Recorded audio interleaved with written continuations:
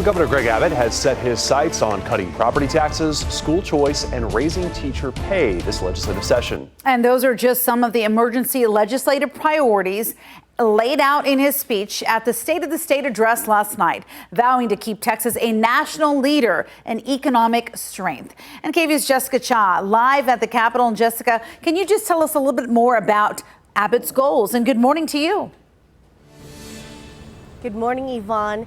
Yeah, so education was definitely a central theme that was running through Governor Abbott's speech last night, but he also talked about bringing relief to Texans in the form of property tax breaks and improving the state's water supply infrastructure. Now, the governor wants to see at least $10 billion more in property tax cuts for Texans, saying that no taxing entity should be able to raise property taxes without the approval of 2/3 of voters.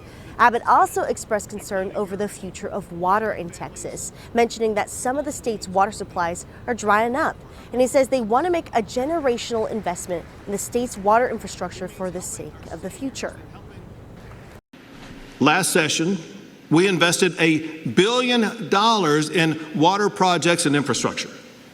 This session, we need to Texas-size that investment.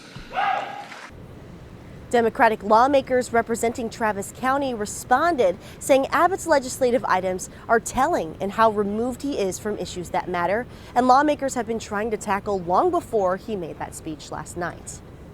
The things that he says are emergencies this time, the legislature's been screaming about them for over a decade.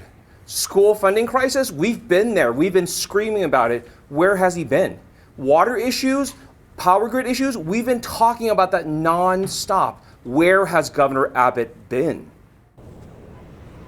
State Representative Jean Wu also says Abbott's priorities do not help the working people. Now, coming up in the next half hour, I'm going to be talking about Abbott's priorities on education and school choice. It's something that we've been talking about on shows for the past week. Live at the Capitol, Jessica Cha, KVUE News.